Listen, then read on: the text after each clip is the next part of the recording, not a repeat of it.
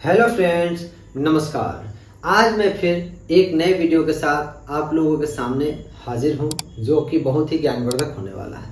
तो आइए बिना समय गंवाए हम लोग आज के टॉपिक पे चलते हैं, ताकि हम लोगों का जो समय है वह सही उपयोग हो सके और आप लोगों को अधिक से अधिक जानकारी मिल सके। तो इसी कड़ी में हम लोग जो आज बात करने वाले हैं वह टॉपिक है ऊर्जा के नवीकरणीय और अनवीकरणीय स्रोत। हम लोग जानेंगे आज कि ऊर्जा का नवीकरणीय स्रोत और अनवीकरणीय स्रोत क्या है। आखिर कौन सा स्रोत है ऊर्जा का जिसको हम लोग नवीकरणीय कहते हैं, किसको अनवीकरणीय कहते हैं, इसे क्यों नवीकरणीय कहा जाता है और क्यों अनवीकरणीय कहा जाता है। इन सभी बातों का जवाब, सवालों का जवाब हम लोग आज इस वीडियो में जानेंगे। तो वीडियो में एंड तक बने रहिएगा, ताकि हम लोग का जो ज्ञान है वो बढ़ सके और हम लोग अपना ज्ञानवर्धन कर सके। तो चलिए शुरू करते हैं वीडियो को।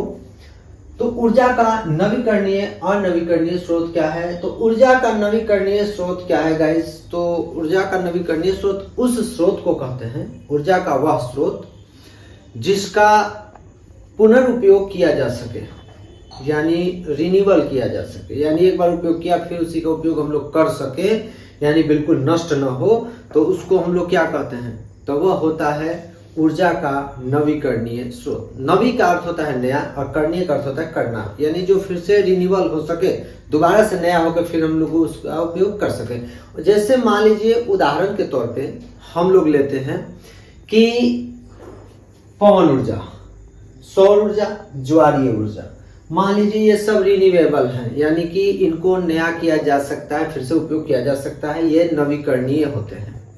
नवीकरणीय होते हैं ये जो पवन ऊर्जा है, सौर ऊर्जा है और ज्वारीय ऊर्जा है। अब पवन ऊर्जा मान लीजिए, पवन ऊर्जा से हम लोग पवन चक्की, वाइंड मिल जिसको बोलते हैं, बड़े बड़े चक्की की तरह ऐसे बड़े बड़े उसके पंखे होते हैं, उससे हम लोग विद्युत उत्पादन करते हैं।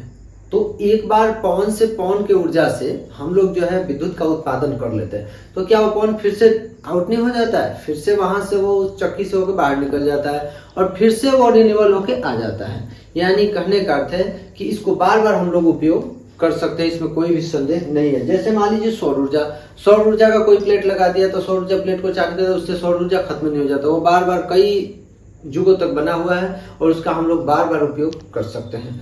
तो यह था ऊर्जा का नवीकरणीय स्रोत। अब हम लोग बात करते हैं ऊर्जा के अनवीकरणीय स्रोत के बारे में। ऊर्जा का अनवीकरणीय स्रोत क्या है। चूंकि आप लोग भी बहुत तेज है तो आप लोग को पता ही है कि ऊर्जा का अनवीकरणीय स्रोत क्या होगा। अनवी, मतलब नहीं, नवी मतलब नया, करणीय माने करना, जिसको नया न किया जा सके उसी को ऊर्जा का अनवीकरणीय स्रोत कहा जाता है। तो ऊर्जा का अनवीकरणीय स्रोत वही कहलाता है जिसको रिन्यूअल न किया जा सके, यानी कि नया पुनः इसका उपयोग न किया जा सके। इसमें मुख्यतः कौन से ऊर्जा स्रोत होते हैं। तो कोयला, पेट्रोल, डीजल, कोयला, पेट्रोल, डीजल, यानी कि जितने भी जीवाश्म ईंधन हैं ये सब अनवीकरणीय स्रोतों में आते हैं।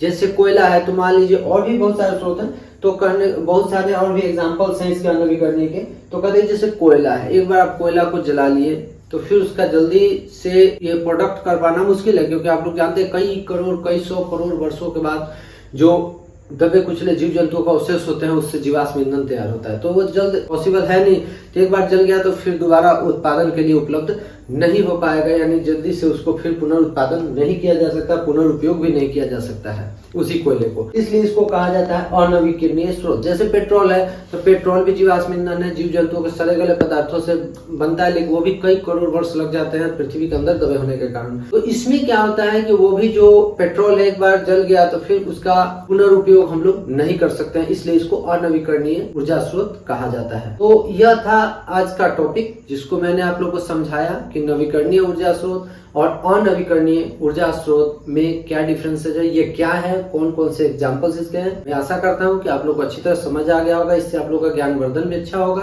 अगर ज्ञानवर्धन अच्छा हो तो मेरे चैनल को सब्सक्राइब कीजिए, मेरे वीडियो को लाइक शेयर कीजिए। तब तक के लिए धन्यवाद। फिर मिलेंगे नए वीडियो और नए जानकारी के साथ। नमस्कार।